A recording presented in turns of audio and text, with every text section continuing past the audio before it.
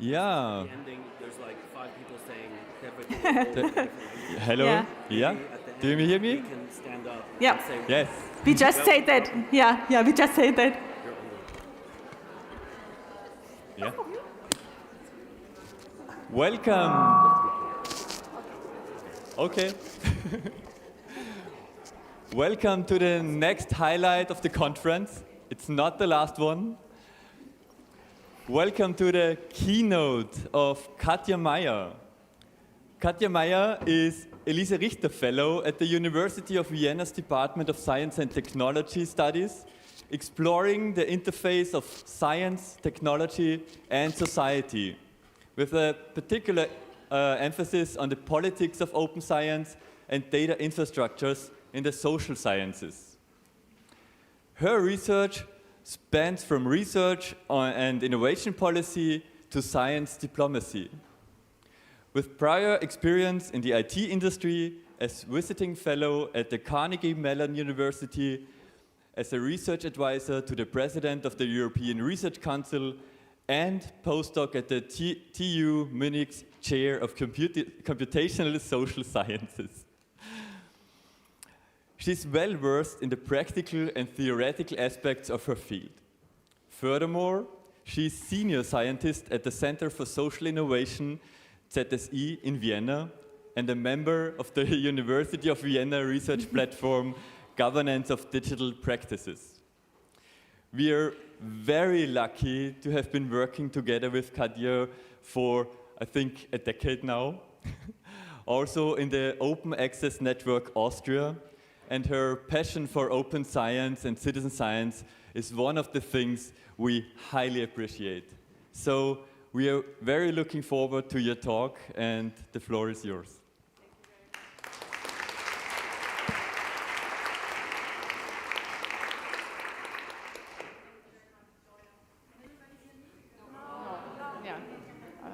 Hello, yes, now it's working. So thank you very much, Florian, for this really beautiful introduction. I'm also very happy to be here and quite honored.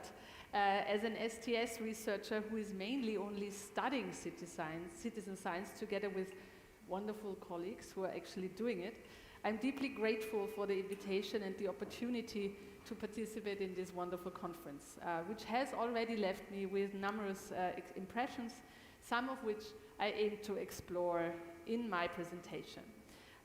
Which I will partly read, because otherwise I'll just talk too long and I want to spare you that.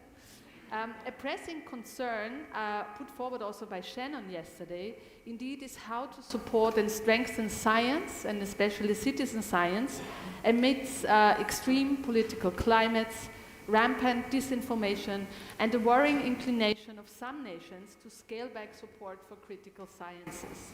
In agreement with advocates across the spectrum, I assert that increased participation is essential to effectively navigate the complexities of today's and tomorrow's multipolar worlds. So the title of the story I would like to share with you today is Participatory Turns: The Challenging Journey Towards Recognizing Participatory Approaches in the Social Sciences and Their Implications for Citizen Science. A very long title, but I couldn't somehow make it shorter.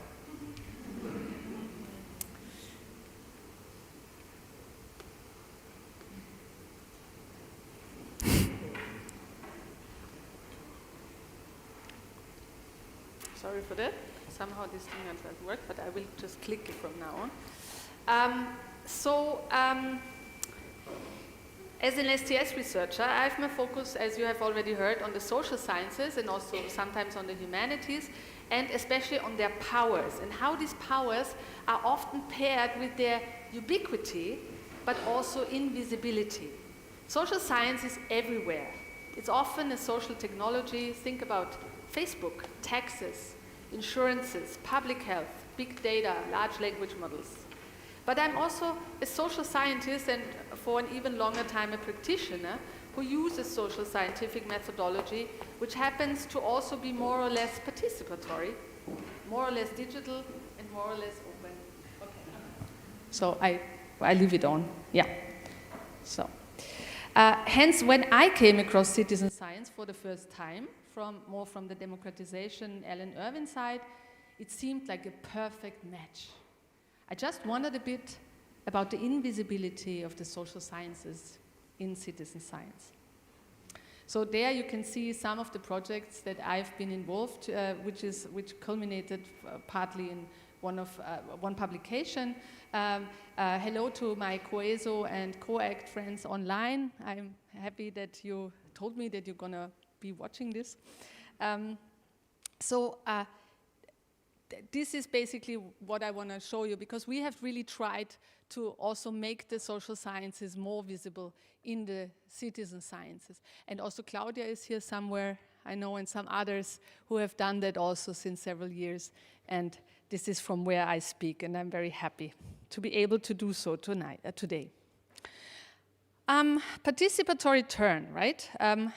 With participatory turn, I, of course, not only like to address the conference topic of change, you know, but also would like to stimulate a discussion about the diversity of epistemic cultures and their turns, and therefore the potential richness of citizen science collaborations and their organized reflexivity in a moment, as Shannon also put it yesterday so nicely, we need all hands on deck.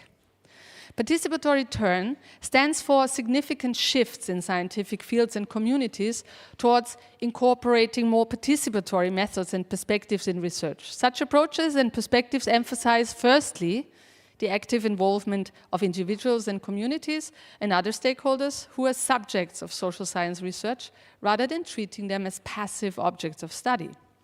The participatory turn is not only a methodological shift, but also a normative imperative for ensuring that scientific and technological developments are aligned with societal values and needs.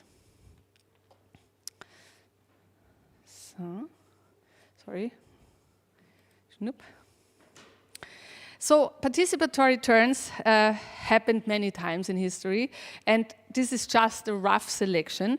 They were crossing many social domains. Maybe they were not always proper turns. Often they were going deeper into a direction.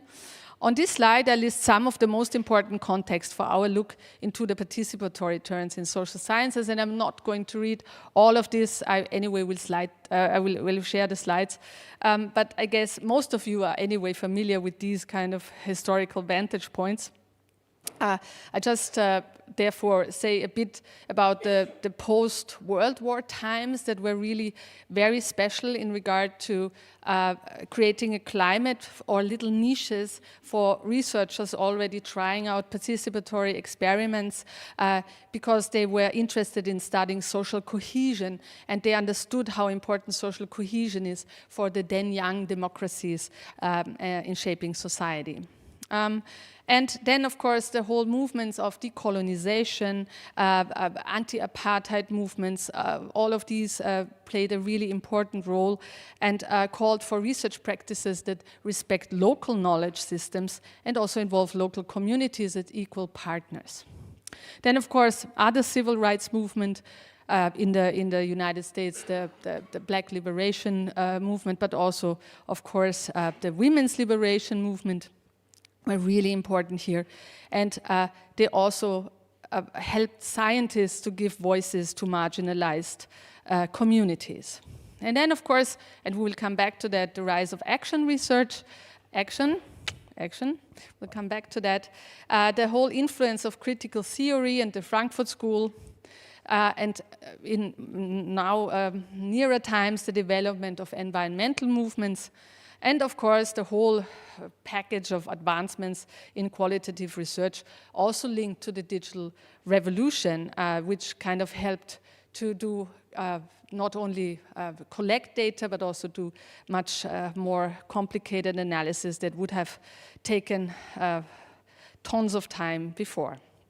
But also, of course, to reach out and to provide access for other people to scientific research and collaborations. So the key element of all these turns include what we nowadays would call co-creation of knowledge, when researchers work collaboratively with participants to generate knowledge, recognizing the value of local, indigenous, and experiential insights for and alongside academic expertise.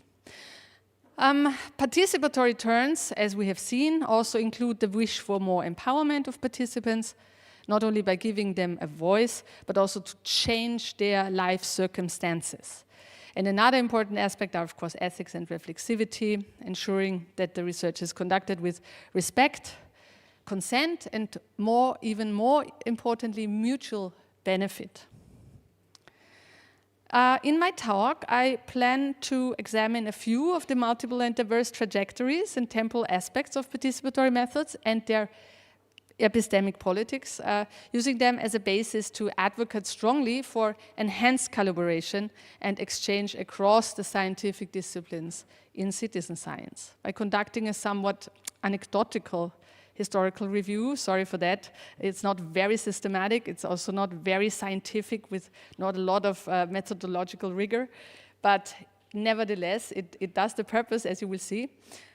We will, in this 40 minutes left, aim to, maybe even collectively, identify lessons that can inform our present and future endeavors in citizen science. So, maybe before I start, I would like to inquire who among you has a background in the social sciences or humanities? That's quite a lot. That's what I thought, actually. There's always a lot of social scientists and humanists everywhere. Because I would like to use my lecture for a specific purpose. I would use it for collecting your stories too, if this is possible. We'll see, it's an experiment. Crowdsource the question of my talk, actually, and the hypothesis. So during my lecture, I cordially invite you to help me mapping the participatory turns in your disciplines, in your fields, but also in your lives. And there we have created, Steffi, thank you, and me, this Miro board that you can access now, and that we will also come back later in the Q&A. So during my lecture, I invite you to share your own journeys towards embracing participation as a transformative research method, but also maybe a thought school that has maybe also changed your life a bit, or not. And of course, this invitation extends to everybody, not just the ones from the social sciences. Please, all of you, just state which field, discipline, or practice field you're in, and we will then be able to play a bit with it. You will see, I mean, many of the stories and anecdotes that I shared today will, of course, resonate with the other fields as well.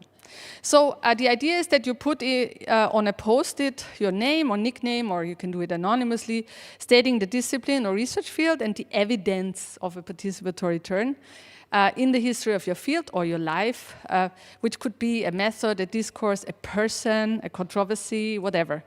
Whatever comes to your mind, okay? And you feel free to use as many post-its as you like. There are some already in there. That is nice. Okay, so now we start. Now we start really. The anecdote, why I'm standing here today. This narrative began following a wonderful conference held in Paris, hello to Paris, in last October, named Connect, Collaborate, Create. And I've met several of you there. The joint event marked the culmination of the COESO and the Pro-Ethics projects, initiatives that I had the privilege of engaging with more or less over a span of 3 years. The conference was a hub of stimulating presentations and interactive sessions, complemented by several plenary panels. And one panel in particular dedicated to discussing what does it take to make citizen science grow, where I think some here in the audience have been sitting and discussing. They were discussing different topics, and it captured my really emotional attention and sparked my significant reflections afterwards. The conversation turned to the topic of drawing boundaries, what is considered citizen science and what is not, and the problems of funding organizations and scientists, and especially peer reviewers, in dealing with these boundaries. One panel member recalled an incident involving a call for citizen science project by a European funding body. Numerous proposals were received from the fields of social sciences and humanities, yet not were awarded a funding. Curious about the rationale behind this decision, they sought out the review reports, And the primary criticism levied in all these reports essentially boiled down to, this does not truly embody citizen science. It rather resembles the conventional approach of doing research with people. This is the research they are doing anyways in the social sciences. As the panel member reported, it was inferred by the reviewers that the social sciences used the label citizen science as a form of cheating to get funding for the participatory research they are doing anyways. Yeah, some of you, this sounds familiar to some of you, no? So, as this triggered the emotional reaction on my part, firstly, based on my own experiences, I'm acutely aware of the challenges associated with securing adequate funding for participatory research within the social sciences. Secondly, and quite importantly, the notion that participatory research is the norm within the social sciences is just simply inaccurate. It is not. It is still at its fringes, more or less established across the many fields, still struggling to get the necessary recognition and prestige, not only to help build knowledge, but also to build capacity in terms of careers and resources. And one of my rather anecdotal and not very scientific evidence I can present you is I did several searches over Scopus, and you can find that only about 3.8% of all articles in the social sciences since 1967 are mentioning methods that somehow include participation.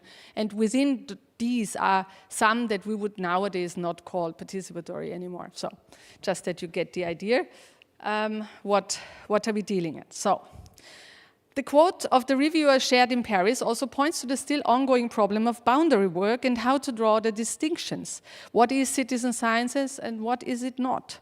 Mostly when we talk about the drawing of boundaries in citizen science, we seek to shed light on the epistemic diversity or the different epistemic cultures in the natural and the social sciences. And there, I guess we're all aware of all these differences, you know, like how they differ in their epistemologies, the social sciences are interpretative and have to deal with human behavior.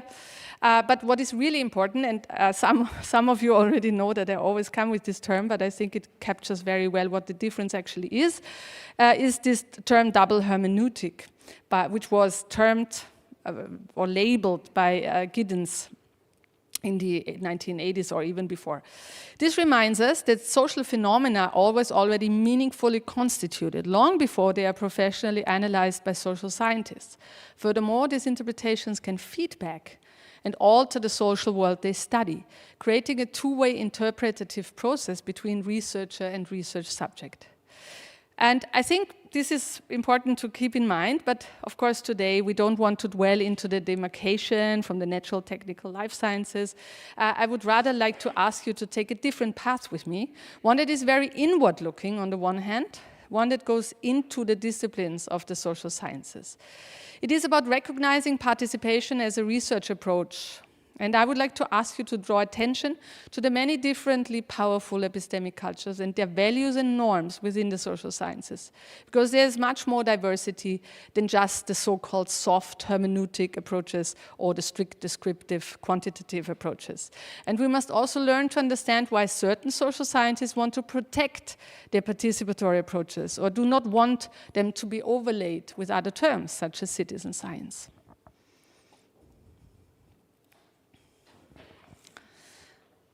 This is firstly because the broad spectrum of meanings of the term participation does not help to adequately make an approach that is committed to elaborate, co-creative, inclusive research visible if the term is scattered across many less active participative approaches in one's own discipline. So here you see there are two quotes from one field, if you like, and this is this one is what most people understand with participation. And we should not forget that, right? And the thing is, in many fields, it took a lot of effort, sometimes even generations of scholars, to come from this side to this side. And we should not forget this, and they still fight to get recognition for it.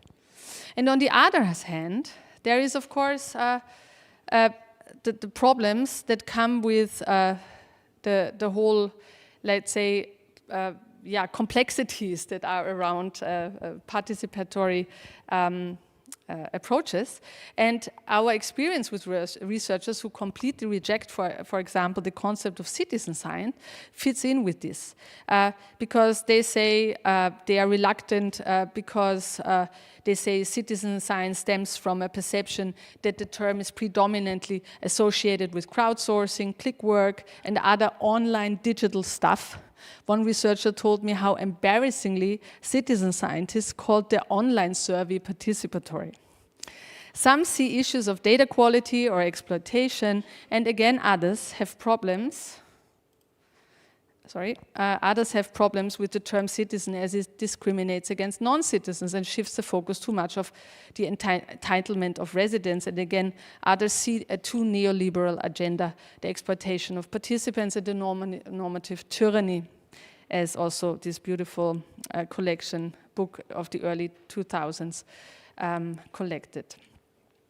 Some participatory social science researchers may feel that citizen science activities do not fully encapsulate the depth and breadth of participatory approaches that warrant the label of participation. So, once again, I don't want to delve too much into this boundary work, but this distinction, and this highlights this never-ending debate within the field about the criteria for genuine participatory research. And I think we're all familiar with that also in kind of delineating the practices and methods and theories of citizen science. But the question is, what kind of approaches do we have there in the social sciences that truly merit the designation of participation and that were worth it to fight for over generations of scholars? So now we'll be looking at a few struggles, disruptions, and innovations in the social sciences that came with participation, not only as a method, but also as a mindset. And here I'd like to start with my own field. Oops. And I also put in some cats. That's what I learned yesterday. And there is a reminder for the collective exercise. And you see on each slide there is the QR code, so if you still want to join, you can come later. So, sociology.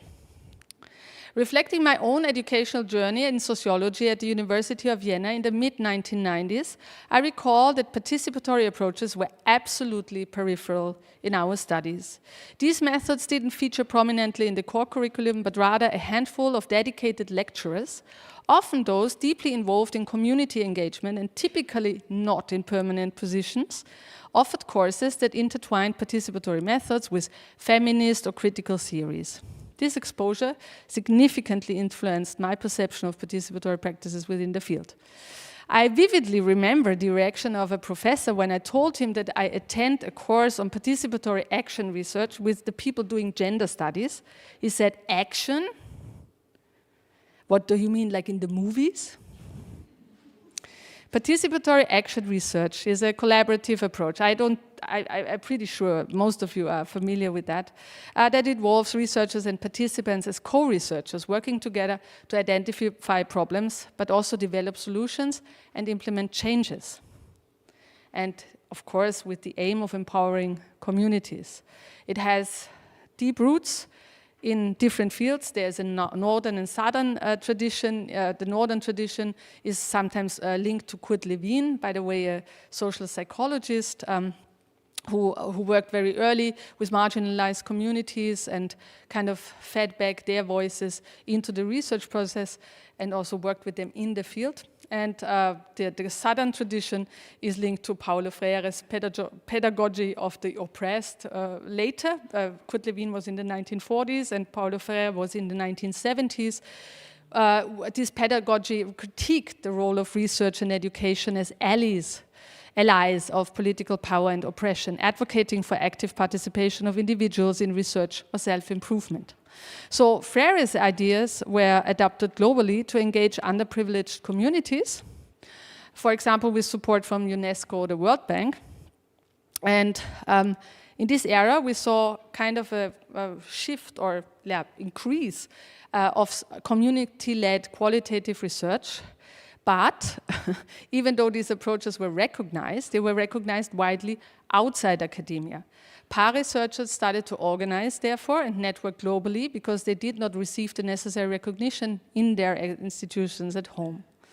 For my professors in the 1990s, these approaches were considered somewhat disruptive, positioning my teachers as challengers to a certain established scientific ethos, reminiscent of the principles of disinterestedness or neutrality in value judgment. German speakers know Werteneutralität, Max Weber, as famously advocated by Weber and also later Robert Merton.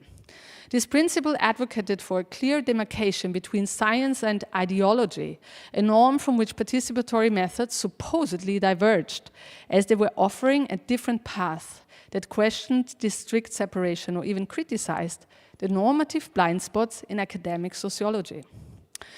So shifts towards a public sociology and the transformative social research emerged only after my studies.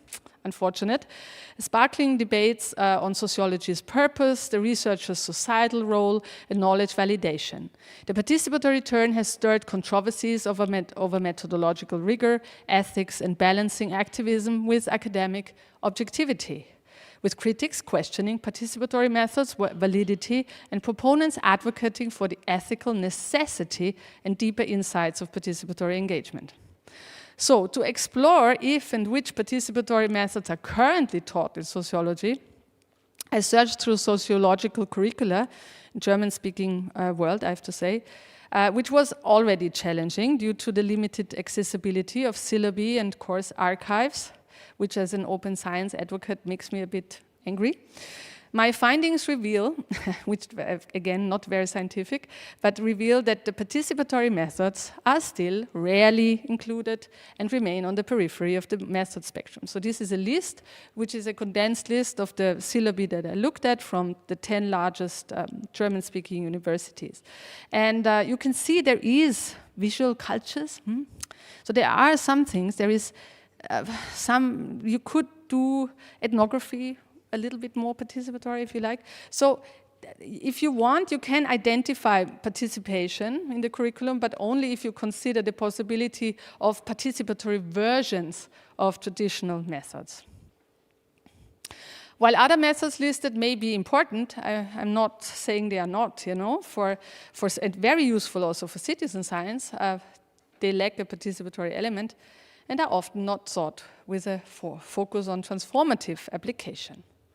So, and then if you find some courses that actually teach participatory methods, I was quite happy because I saw a lot of methods there. But the problem then is,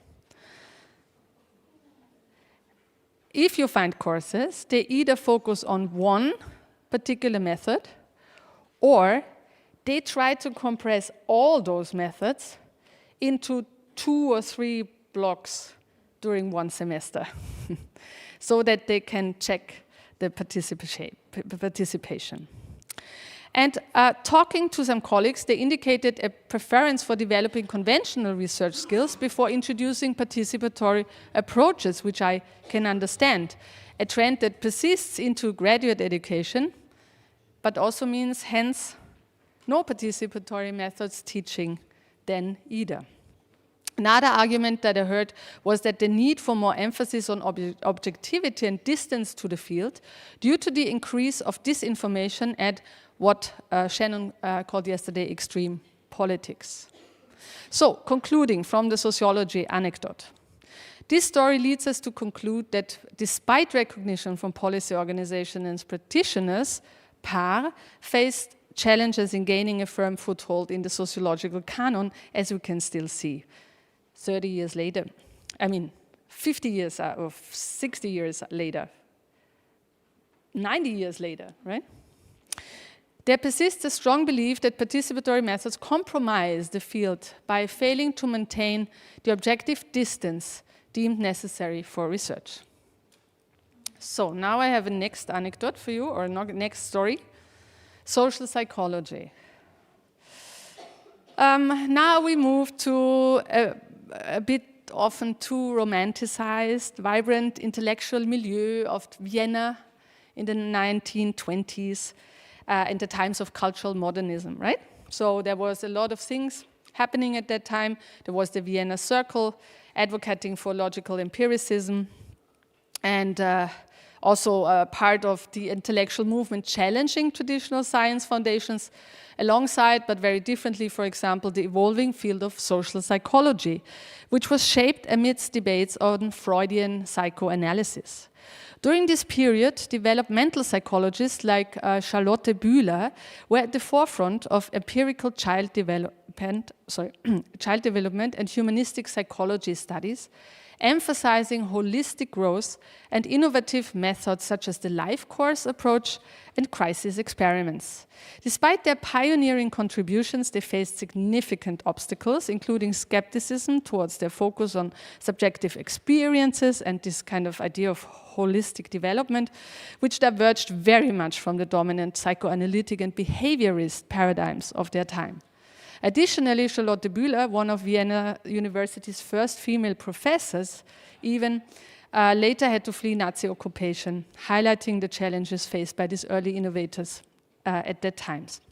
Amidst these times, another social psychologist and medical doctor, Jacob Moreno, introduced sociometry and psychodrama, offering innovative approaches that not only emphasize the therapeutic potential of group dynamics, but also its potential as a scientific method. His approaches would be considered participatory in line with our contemporary understanding, particularly in how they engage individuals and groups in active collaborative processes for understanding and solving problems. Both of his major contributions, the sociogram and psychodrama, embody these principles. The sociogram was a tool for visually mapping relationships within a group, and it was used to highlight patterns of interaction, alliances, conflicts, and social structures, facilitating participatory processes. This visualization empowers, or had the objective to empower individuals to reflect on their social positions, fostering discussions among a group and interventions to enhance the group dynamics and resolve conflicts. Sociograms are still there, but not visible anymore most of the time, because they have evolved into the scientific tools of social network analysis with standardized, comparable, and statistically representable qualities.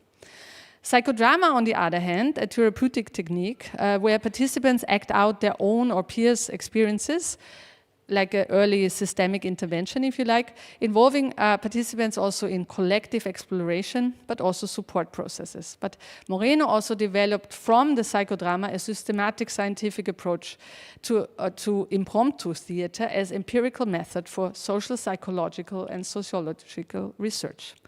So Moreno, who also applied this in Vienna during the 1920s, 1910s, especially after the First World War, until the early 1930s, he didn't achieve any academic recognition with this, even if he tried very hard. The recognition only got later when he moved to the States, and there he was able to develop a scientific program. He founded an institution, a journal. A journal became later quite successful on sociometry. And the problem of his approach was, with the quantification shift and computerization of the social sciences, especially in the mid-1940s, his sociograms relegated to sociometrics, which is the quantitative precursor of social network analysis. And psychodrama, on the other hand, transitioned back out of science, mainly to therapeutic use. And in the aftermath of World War I, we can see there was a time with the quest for new means to mend the social fabric, right? And with participatory approaches emerging as a counter to the era's individualistic and competitive norms.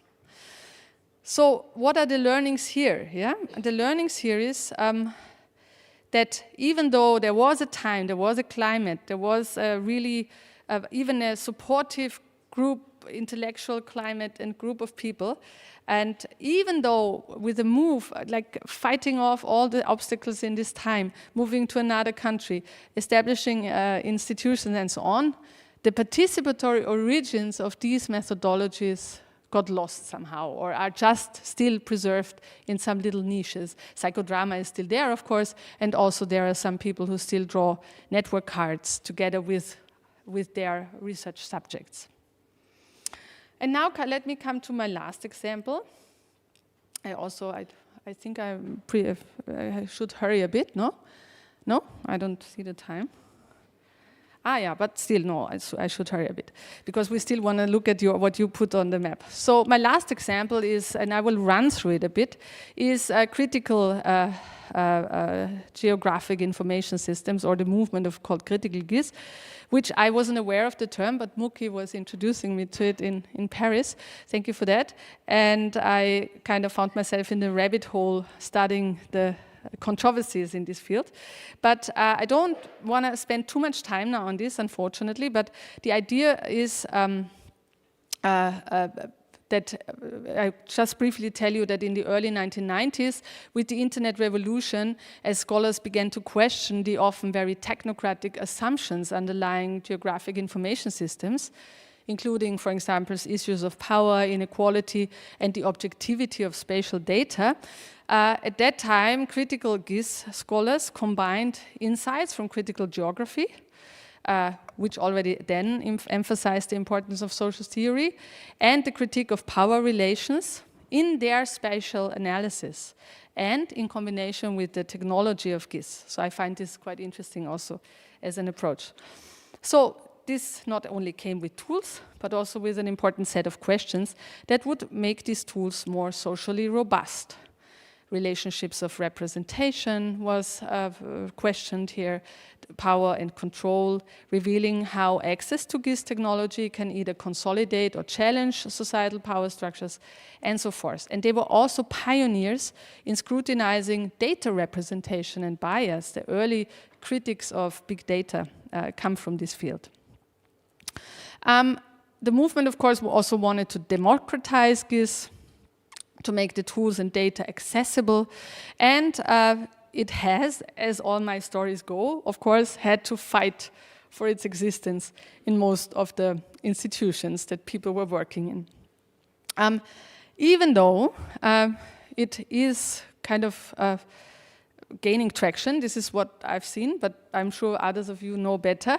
It seems that, like for example, there's participatory GIS or public participation GIS and all these other fields.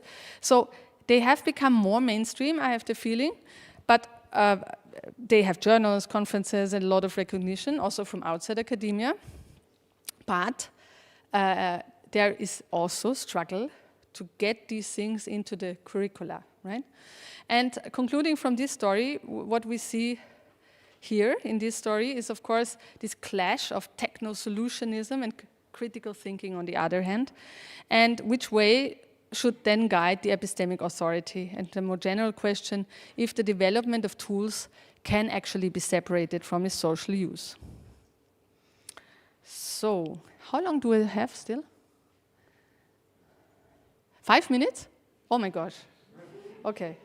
So I guess it's pretty clear what we have seen. I will share the slides and you can read some of the similarities of my stories. I think it's pretty obvious, yeah, that participation starts mostly from community engagement. It has always this aspect of interdisciplinary innovation, this aspect of change, the challenges in acceptance, the challenges in visibility and impact, and of course these modes of alternative organization. It always has to fight this critique of methodological rigor, objectivity and bias, professional boundaries and positionalities, like these concerns about the blurring roles between researchers and subjects, reproducibility, resource intensity, ethical complexities, and impact measurement. I think all of you are familiar with these things, right? Are you? We know that very well. And so I come to my last really proper slide. There is a cat too, and the bird has a role too. Shannon really inspired me. So citizen science or participatory science is not our regular way of doing research. Yeah, so we should not forget that with people in the social sciences. On the contrary, looking at the history of participatory turns, this reflects the many struggles shared by scholars worldwide. And it's advocating for methodologies that are challenging to implement, not because of institutional barriers alone, but also because of political environments and the significant need for resources. So, what are the lessons learned? If we would even have more time to look deeper into these cases that I shared with you, I think the lessons learned for citizen science is here. Be reflexive, right? Emphasizing reflexivity is really important for any citizen science endeavor, which involves participants. And we must be keenly aware of the double hermeneutic, understanding that we are engaging with social words and phenomena already rich with meaning before our involvement. And this is also true when you think you're just counting birds, right? Herein lies the significant contribution of social sciences to citizen science, a rich arsenal of not only participatory methods, but also a nuanced understanding of social dynamics. To nurture what might be termed citizen science, public engagement, participatory research, we must recognize that our scientific practices mirror our cultural norms. Here, I would like to invite you to adopt a co-productionist approach, which is essential if one wants to demand that we confront and clarify our normative value judgments and make transparent the value systems inherent in scientific endeavors. Next, respectfully embrace interdisciplinary collaboration. I don't want to go now into the details of the renaming of the US Citizen Science Association to Association Advancing Participatory Sciences, but I find it quite interesting because it, of course, also signifies a recognition of the rich history and tradition of the social sciences. I am personally totally fine with citizen science, but for me, this change underscores the importance not only to conduct rigorous science, but also include social science and do it right, okay? Then next point, respectfully embrace interdisciplinary collaboration. Of course, this means that we should be aware why some researchers do not want several labels for their work, and we should also not force them to use them. On the other hand, we also need to learn to sell citizen science better to those that are hesitant. And of course, we need to work more closer together because this still not happens sometimes so often. Then support building for the margins means that we need to foster partnerships within academic institutions, also in funding agencies, to create robust support systems and infrastructures for the margins also, for the fringes of those scientific disciplines. And sometimes this is not working within one institution, but this would mean that it could be done among or across more institutions around the world. And then, of course, facilitate open and transparent methodology. It's pretty clear what it means, I think. But with this, I also mean that we need to recognize double hermeneutics, how civic participation might also influence our social science practices and citizen science practices, right? And then, of course, not to underestimate the powers of community building and community management, and also providing access to critically assess our endeavors as citizen science scholars or also whatever scientists to people outside of science. And then, of course, the last one, be ready to advocate, which means that we should not only advocate for policies that support citizen science, but also working towards actively looking for policy mandates or priorities that would benefit from participatory research. And it also means to help make discrimination and bias visible and provide the necessary evidence to back up advocacy. So, once more, reflecting on Shannon's remarks from yesterday, the call for a collective effort to navigate the challenges of a multipolar world resonates more than ever, right?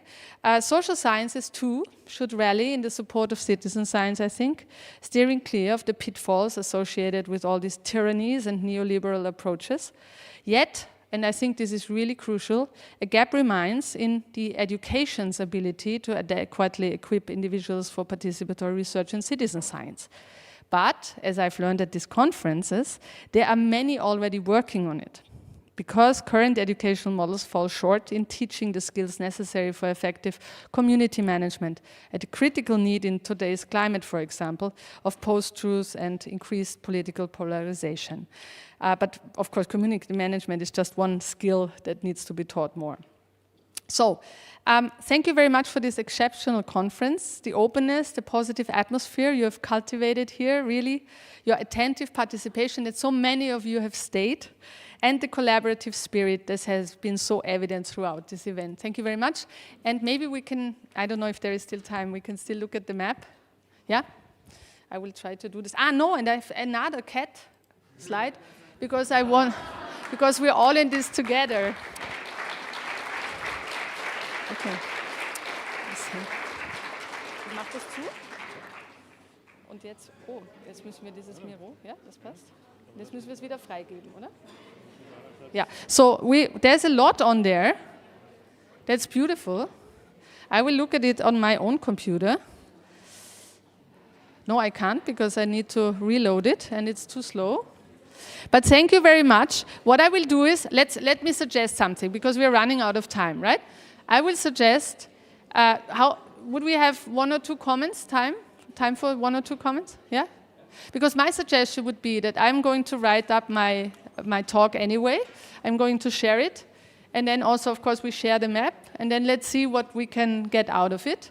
But maybe 1 or 2 of you would like to have a comment or share your personal participatory turns. We're still allowed to get a bit of time for that.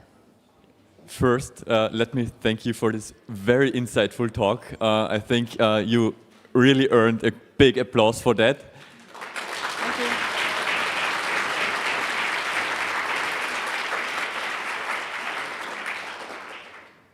If some of you want to share a comment, please give me a sign and I will throw the cube at you. So don't be afraid. Or also, if you have questions for Katja. Yeah, sure. Sure, we have time for that. It's also already late, huh? Yeah. Late in the conference. Some of you may be tired. No. We are not tired. We are prepared for tomorrow. So there's one question.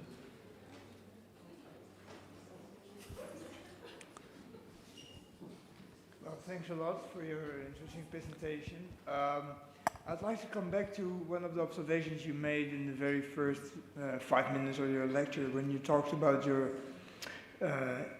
efforts to get some funding, and you were told, well, you're doing just ordinary stuff that the social sciences have been doing anyway, so this is not citizen science.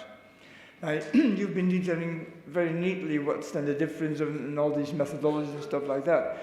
But what does your analysis tell you about the situation that you faced, that you were denied funding? What does that tell us about the dynamics happening over there?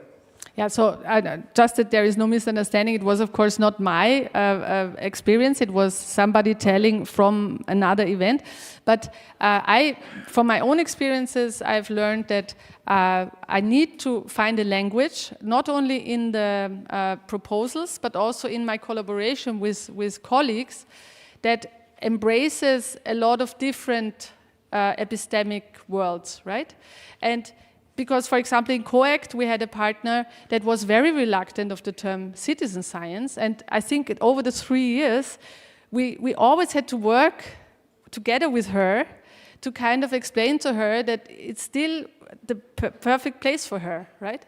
And I think it needs this kind of work and to kind of understand the boundaries and not always try to get rid of these boundaries, but instead work with these boundaries. And what we found, I think, was a very interesting complementarity. Because actually, when looking sometimes at differences, not only in a German system theoretic way, you can find really fruitful co-productions that are possible and in a complementary setting, right? Which would not be so visible if everybody would say we are all doing citizen science. Yeah? But Does this mean that labels itself, they're not so important? Yeah. It's about the intention behind Exactly. it. You need to clarify time Yeah. and time and time again, isn't it? Exactly, and it's about, if we want to stick to this label, participation, right? Right. It's about how to do it, and how to do it together with all the expertise that comes from all these different domains. Now my beautiful cat thing is not there anymore, but there's so many different domains that have experience in that. Thank you. Yeah, thank you. There was the one Thank over you. there, I Is think. there another? Okay. Claire? Or But I think, sorry, there was a question before over there. Claire? Oh. Thank you so much, Katja. I just had a quick question, because I think with your talk, there was quite a lot of history maybe that many of us were not aware of, and thinking about the tension between, say, I'm a chemical scientist, so say chemistry and sociology, you know, it's hard to bring people with you. Where is like the one area that you think we should really try to gain mutual ground on sociology, for example? Like, where's that one point where if all of us scientists knew X, and I know that's a hard question, what would that be? The double hermeneutics. No, it's really, I think that is sometimes forgotten, that this is really, that should be our expertise. I mean, not all the social scientists are so well trained in that, because I don't know who of you has a rather quantitative social science education. There, it's not always present, but even in a good educational place with deep training skills, I would say, even the quantities, they learn how important it is to not only understand this double hermeneutic, but also to train yourself in it, and also to then leverage and work at this kind of move between your own position as a researcher and the positions that you also sometimes have to adopt in a field, because you need to understand them in order to be able not only to do some science on it, but also to change something there, right? And to help the communities change. So I think this is what the social sciences can bring in it, and this is what we can sell to the other sciences, and on the other hand, they can sell a lot to us too. We have time for one short question. Yeah. Thank you very much. My name is Sarvarsha, and I'm from Oxford Biomedical Research Centre. Looking at your slides and old terminologies, it seems that citizen science is still a confused concept, and it's a long way to go ahead to have a consensus, or rather, a lot of transformation. What do you think of, like, especially? Yeah. I'm an STS researcher, and I'm very interested in exactly these things, these questions and concepts and boundaries. So I have looked at what I would call also a bit experiment of drawing boundaries, for example, to get this criteria, what is citizen science and what can be allowed on a citizen science platform, to draw this together with a lot of attention, because I think this is a very important and interesting moment in a field. So I think there is not so much confusion about what citizen science is anymore.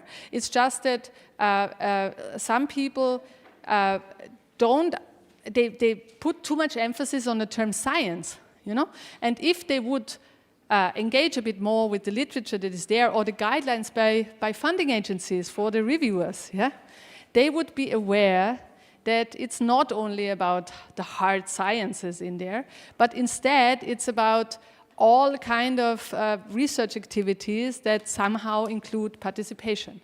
And on the other hand, what I feel, and this is the big strength of citizen science, it was, of course, in the last years, the political advocacy and lobbying that happened, so that when you talk with policymakers, it's actually now quite good, because there is a certain understanding of what this is. It found its way in some political programs, as we have heard also in the beginning of the conference by the policymakers here, that they are really trying hard to get this concept into the long-term planning. And I think it's not so confusing. And I think in many instances there are the guidelines, there are things that we can, of course, fight about. Yeah, we can fight about the boundaries that are drawn, but they are there. And maybe the funders, in that special anecdote that I brought, need to make their reviewers more aware of it. That is my impression. Yeah, thank you very much again for your talk, and also for the short but lively discussion. Again, applause for Katja, please.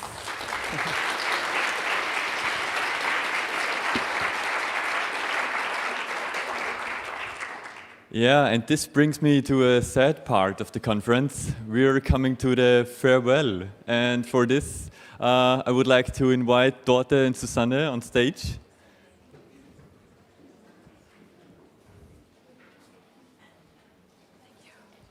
Okay, thank you very much, Florian. We're going to make this rather short because, as Florian has suggested, some of us might be a bit tired.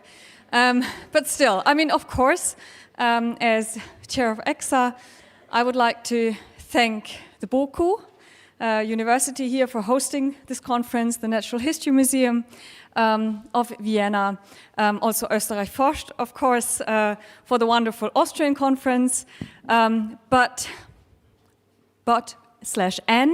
of course, I would like to extend my thank you to all of you, because they have set the space for us, for this conference to happen. But what happened here, the magic that I saw happening here, that was you. So in that spirit, I would like to also to lift a bit the energy in the room, maybe like to invite you to turn to your neighbor or the person behind you and just let them know one thing that you take with you, a positive thing about the conference, something that you liked, something that your colleagues gave to you, something that you're grateful for. We're going to make this very short. Just think about something, one sentence each, and then we'll come back to the stage.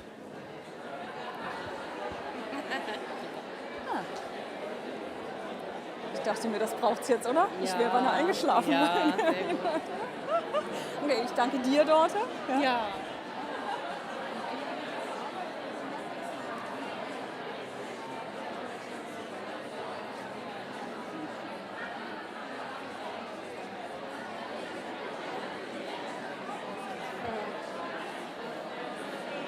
Ich hoffe, das wollten die beiden jetzt nicht auch machen.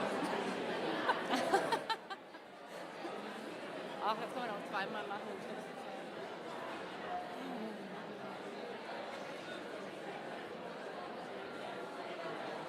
Willst du jetzt einfach gleich übernehmen? Ich sag jetzt Schluss. Ja.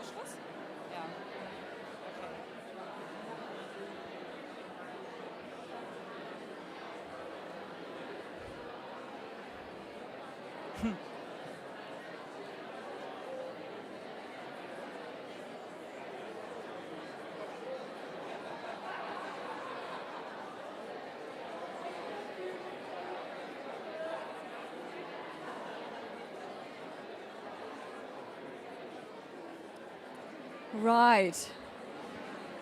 Okay. Okay. Ist noch nicht an? Okay. Thank you very much.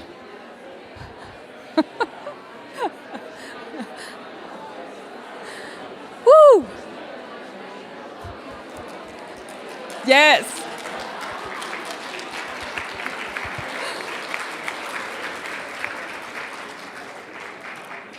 Thank you very much for joining in to this little surprising exercise, maybe. And I'm so happy to see that you had a lot to chat about. So thanks again, and I'm handing over to Dorte. Yeah, thank you. I also want to extend my thanks to not only BOKU, the Natural History Museum, Österreich forscht, but also to the people behind it, also the ecsa team, the many persons that work to making this conference possible.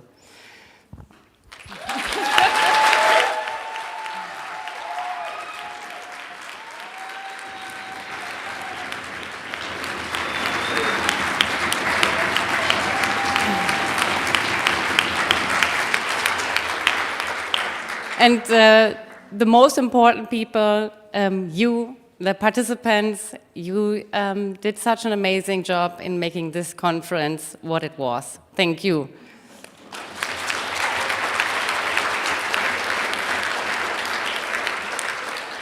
And I hope to see you all again soon, not only in 2 years' time to the next ecsa conference. Who knows where this will be anyway?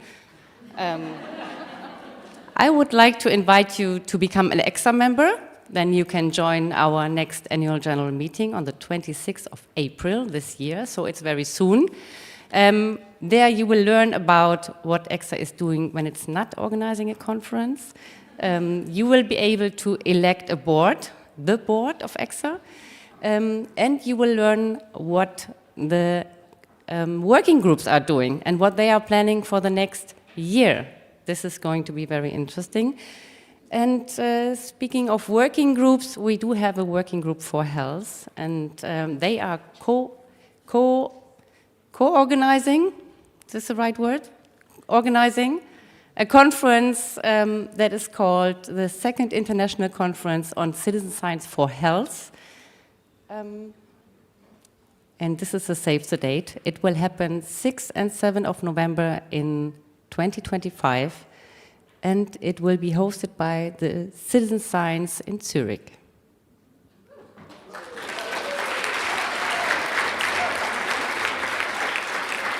And this is from our side. I hand back to Katrin.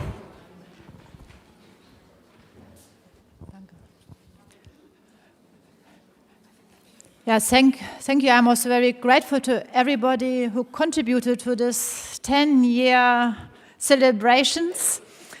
And I saw a lot, and I would like to use the opportunity to share some observations with you. Obviously, citizen science still is a contested term, and I think for the next phase it should be interesting to really consolidate some issues, perhaps think a bit more about infrastructures, and not forgetting that most innovations is at its fringes, is it community-based monitoring, open science or whatever. I think that's important. And what I also observed, and that the co-benefits are sometimes extremely high. So the co-benefits, for instance, for education, the co-benefit for policy goals, that's nice, but there could be the danger of instrumentalization of citizen science, and that is something we should keep in mind. And one thing I also often heard is this trust in science. So citizen science should help to increase the trust in science. That's also a bit tricky, because mistrust for me is some intrinsic feature of science. So we should be able to trust in the methods, in the data, in the idea how the data and the findings are analyzed and communicated. But trust in science, perhaps you should believe that science is a good contribution for society, but we should be very critical because it's one part of society. So what I think is an added value of citizen science, of more people dealing with science, is that you can trust yourself, you can trust your brains, you can think yourself. And that is something which is for me extremely important for this whole movement of citizen science, because I think it's extremely necessary we think ourselves, and also the large network of all the citizen scientists think themselves. Because you see what's going on in the world. We debate on the loss of biodiversity, of land use, of climate change. We also have a lot of discussions of we and them. So to have this approach to think by yourself, to reflect, I think that is something which is extremely valuable and one of the key assets for me for this citizen science movement. Because another observation I made, so the normative ideas are high, so the normative ethics is high, so a lot of persons refer to the Sustainable Development Goals and also to the principles of citizen science, which are also in a high positive normative area. And I think we should keep this as a strength and as a power. It's not that we are naive, it's really a strength that we can work in this area. That is something I take from this conference. And I hope you also take some of the spirit of these ideas from these conferences and from this community. So that is mainly what I would like to share with you. Thank you.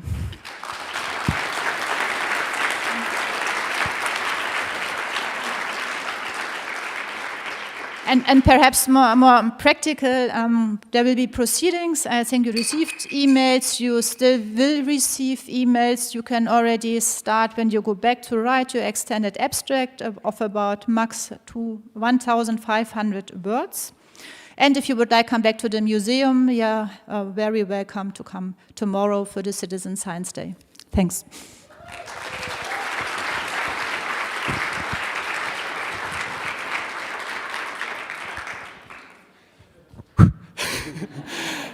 last minute organizational stuff. So,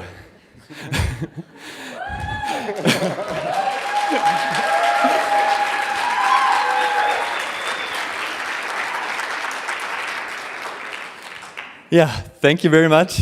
The last 3 days have been enormous. Yeah, they have exceeded our expectations, and we would really like to thank all of you for the great experience. BOKU has been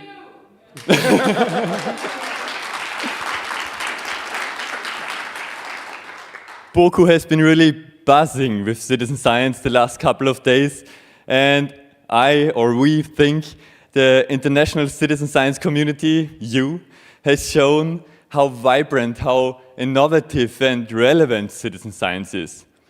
Not only in Europe, but worldwide.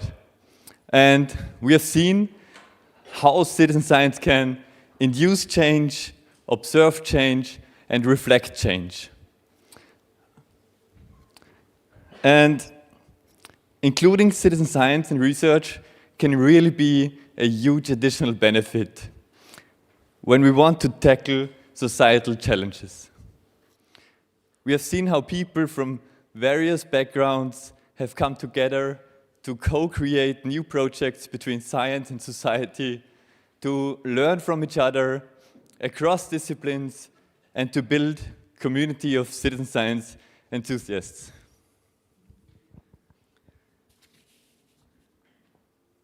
It is not a matter of course that those people come together. And for this, we want to thank you all. We also want to thank, again, the funders and sponsors of the conference, the Federal Ministry of Education, Science and Research, the City of Vienna, Pensoft, Spotteron, Reedu GmbH, as well as the university and the Museum of Natural History for making this conference possible. A special thanks again to Dr. Alexander van der Bellen, Federal President of the Republic of Austria, who has taken the patronage over this event. The conference would not have been possible without the help of many enthusiasts that did a fantastic job preparing and running this special event. We would like to thank the whole conference program committee for reviewing all the contributions. We want to thank BOKU event management team for assisting us during the last 2 years, the BOKU IT team that helped us in setting up all technical aspects, the BOKU media team for hosting the live stream to the other auditorium and also to YouTube, of course, and for the setup here in Tüvi, the catering team from BOKU Mensa, the photographers, the staff of the Natural History Museum Vienna for a great party yesterday,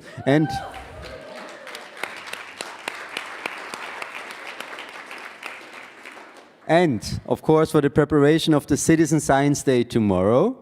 And, of course, also all helpers on site that showed you around, supported you during the oral presentations, assisted you with technical questions in your workshops, and gave you all the help you needed in the conference office. I would like to welcome all of them on stage. Please give rounds of applause to Adrian, Hanna, Helene, Katharina, Alan, Eva, Larissa, Lisa, Lukas, Mia, Samira, Alina, Daniel, Silke, and Iris. They are not all here now, but most of them are here.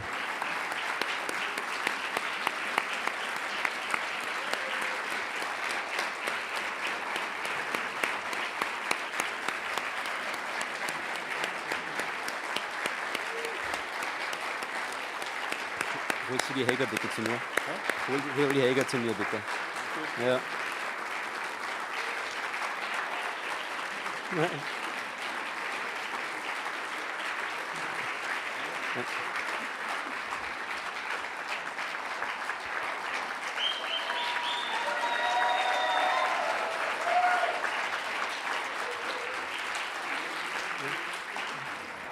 Probably the most important person, the heart, the soul, the brain of the conference, the one who had everything under control at all times. Please give a thunderous applause to Helga.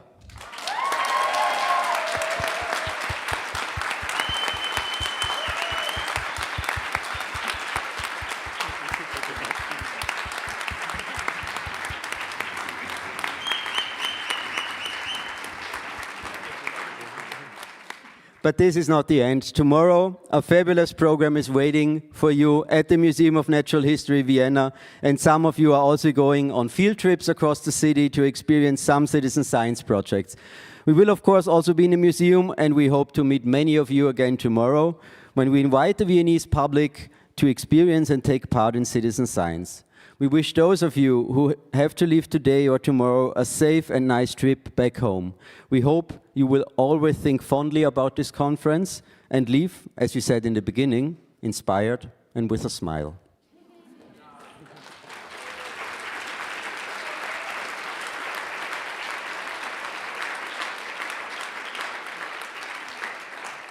So there's now only one more thing. Maybe someone can help me with that.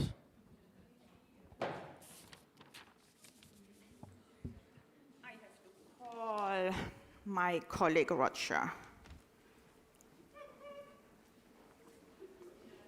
Hey, Roger!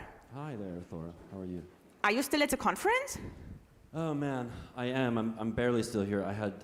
This has been an incredible conference. That whole thing last night, an amazing event. We were out to 4 a.m. sort of at techno clubs, co-creating drinks together. It was really something. But do you know any idea where the next one's going to be held? They must really be struggling to find somewhere. Yeah, that was really a great conference. I just was sharing with my neighbors. Can you imagine? I was collaborating with many colleagues for years, and I never saw them. And now I saw them in person for the very first time. Hello, Christina. Hello, Katja. It was really cool to meet you here. No, I have no idea where the next conference is. I really would like to go there. Oh, there you are, Roger. But oh, hey, how are you? Wow, what?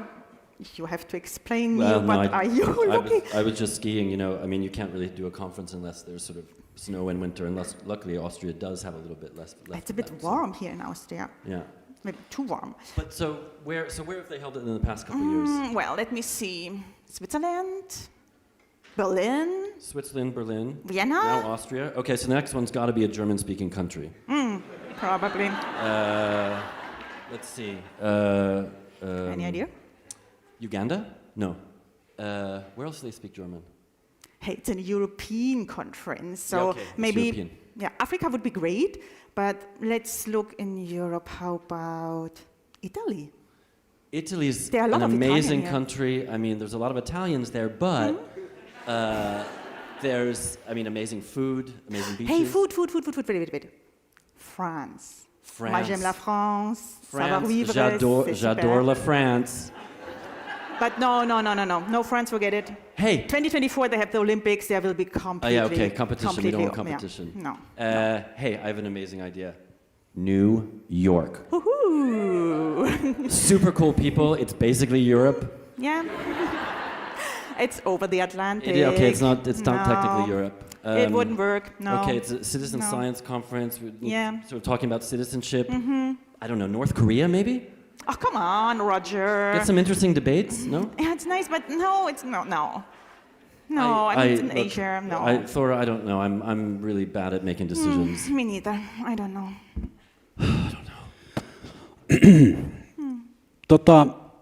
Miki käski kysymään, että millainen päivä sulla on normaalisti töissä? How's your regular day at work? No, mietitään vähän. Okay, so first I wake up, then I go to work, and then usually I go to co-create science with pupils in the best educational system in the world. And after that, I write 2 articles at the university, and then I go home, and then of course I go skiing, and the most thing that I always do is I'm one of the happiest people in the world.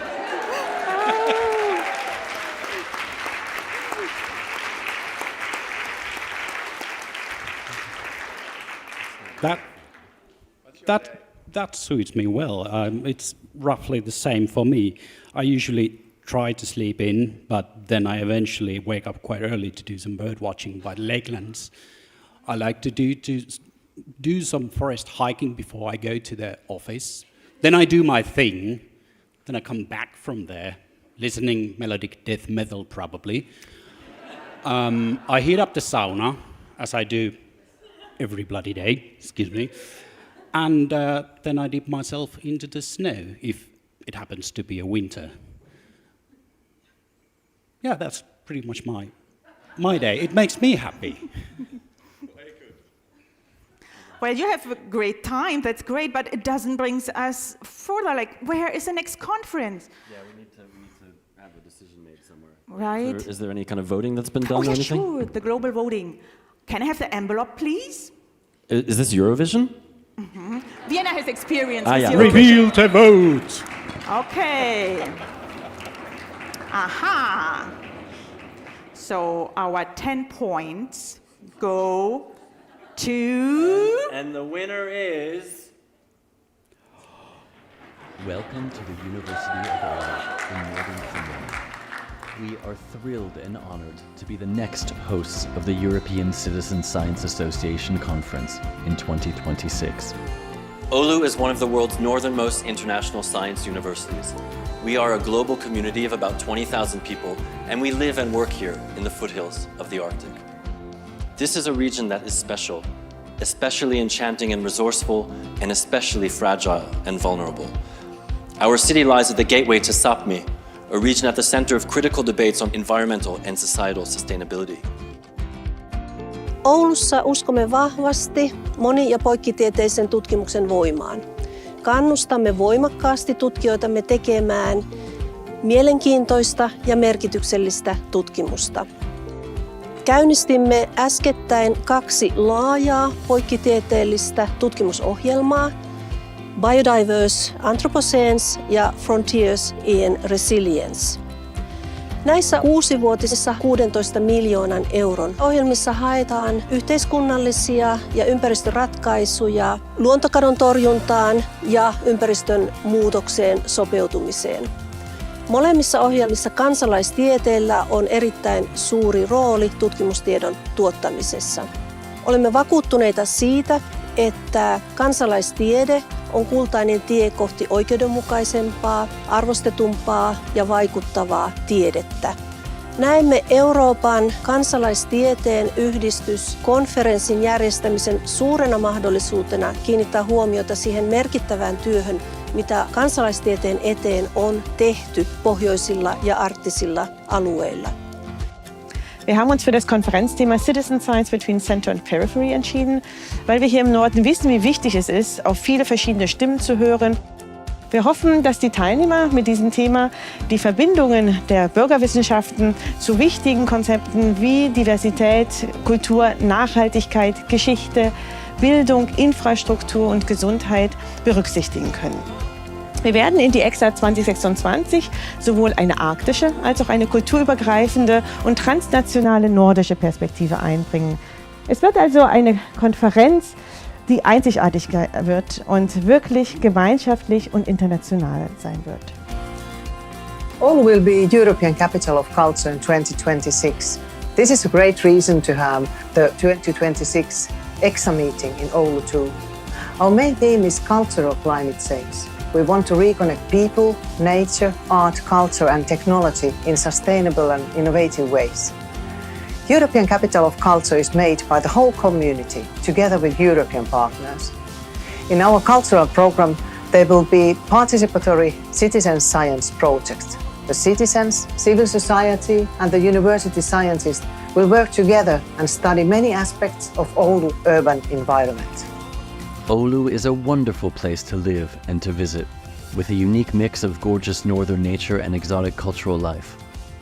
And March in the north is a magical time when the mesmerizing colors of the Arctic beckon with forested cycling and skiing trails, riverside saunas for getting to know your colleagues, and hundreds of lakes for taking a refreshing dip in some of the cleanest waters in the world.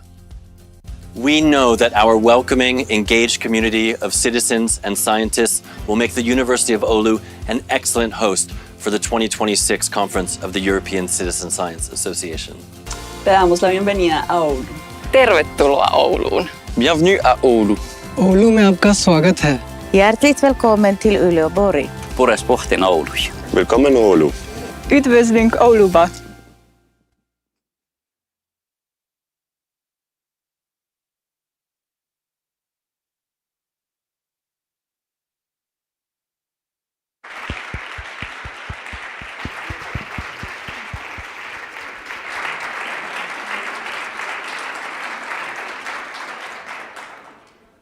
Welcome. Tervetuloa Ouluun. It's going to be an amazing conference. All those things that you saw on screen, jumping into the sauna, sort of cycling to the conference if you want, on fat bikes with ice tires. There's Northern Lights. We're going to order them specifically for all of you. There's loads to do. It's going to be a really unique conference, and we hope to see you all there. Yeah. Thanks.